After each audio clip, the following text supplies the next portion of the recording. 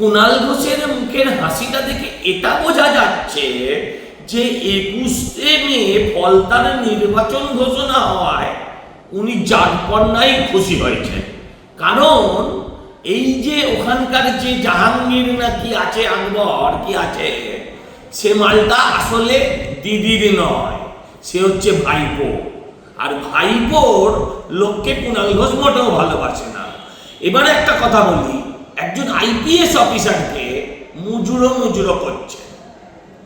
আপনি বড় সাংবাদিক হতে পারবেন, আপনি সাংসদ হতে পারবেন, আপনি বড় বিধায়ক হতে পারবেন, আপনি মন্ত্রীও হতে পারেন, আপনি আর এই জীবনে আইপিএস হতে পারবেন না। তাই মুজুরো সিংহম কি করলো, তার উত্তর চোর কুণালকে দিতে হবে, এর কোনো বাধ্যবাধকতা নেই।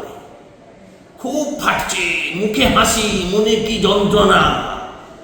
যখন এর পরের নির্বাচন হবে তখন জাহাঙ্গীরও থাকবে না আর পিসিমণিও থাকবে না। ফলতা বিধানসভায় 21শে মে পুরো ফলতায় পুনর্নির্বাচন ঘোষণা করেছেন জ্ঞানেশ কুমারের নির্বাচন কমিশন। প্রশ্ন 1, যে আপনাদের বজ্র আটুনি কি তাহলে ফসকা গেরো? এত কিছু তারপর গোটা ফলতা জুড়ে রিগিং হলো, আর আপনারা দিনের দিন ধরতে পারলেন না।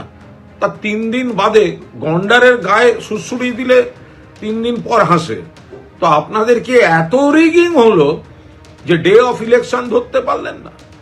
প্রশ্ন 2, আপনাদের মুজুরো সিংহম, সে তো এত ডায়লগ, সে দাঁড়িয়ে রইল, আর এত রিগিং হলো, তো ওকে আগে সাসপেন্ড করুন, তাহলে ও কেন পার পেয়ে যাবে? ওর অ্যাকাউন্টেবিলিটি কি? 3, এত কোম্পানি, সেন্ট্রাল ফোর্স, সেনা, আধা সেনা, তো তারা গোটা ফলতা জুড়ে রিগিং ধরতে পারলো না। ফলে যেটা করেছে নির্বাচন কমিশন সেটা সম্পূর্ণ রাজনৈতিক উদ্দেশ্য প্রণোদিত, এবং যখন যে সময় এই পুনর্নির্বাচনের নির্দেশ দেওয়া হয়েছে ততক্ষণে 230-এর বেশি আসন নিয়ে মমতা বন্দ্যোপাধ্যায় সরকার গঠন করে ফেলেছেন, এবং ফলতাতেও আবার তৃণমূলের প্রার্থী জিতবেন। আপনাদের শুধু পণ্ডশ্রম হচ্ছে। তৃণমূল কংগ্রেসের লজ্জা লাগে না যে অভিষেক বন্দ্যোপাধ্যায় তাদের দ্বিতীয় সর্বোচ্চ বড় নেতৃত্ব তারা বলেন, তার লোকসভাতে একটি বিধানসভায় বিরোধী পক্ষের সিম্বলের উপরে, প্রার্থীর উপরে সেলোটেপ লাগিয়ে দেওয়া হচ্ছে। এদের নির্লজ্জতার একটি সীমা নেই, তারপরে এরা মুখ খুলছে। এটা হয় কোনো ভারতবর্ষের কোনো বিশিষ্ট কোনো নেতা তার কনস্টিটিউয়েন্সিতে হয়, এম.কে. স্ট্যালিনের ওখানে হয়, এটা কোনো রাহুল গান্ধীর কনস্টিটিউয়েন্সিতে হবে, অন্য কোনো রাজনৈতিক দলের কোনো বড় নেতার, অখিলেশ যাদবের কনস্টিটিউয়েন্সিতে হবে। একমাত্র অভিষেক বন্দ্যোপাধ্যায়ের কনস্টিটিউয়েন্সি অর্থাৎ ডায়মন্ড হারবারে এটা বারবার হচ্ছে, গত লোকসভা ভোটে হয়েছে। তো সেখানে পুনর্নির্বাচন হবে না তো কি হবে? পুনর্নির্বাচনই হবে। ফলতায় 29শে এপ্রিলের ভোট বাতিল হয়েছে, 21শে মে আবার নির্বাচন হবে। ডায়মন্ড মডেলকে কটাক্ষ করলেন অমিত মালব্য।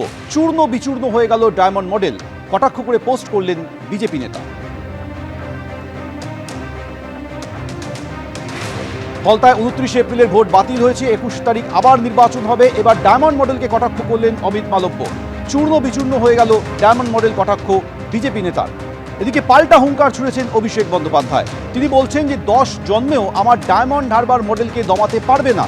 ডায়মন্ড হারবার মডেলকে দমাতে পারবে না বাংলা বিরোধী গুজরাটি গ্যাং। দিল্লি থেকে যত শক্তিশালী যাকে খুশি আনুন, ক্ষমতা থাকলে ফলতায় লড়ে দেখাও, পোস্ট অভিষেক বন্দ্যোপাধ্যায়। এবিপি আনন্দ, এগিয়ে থাকে, এগিয়ে রাখে।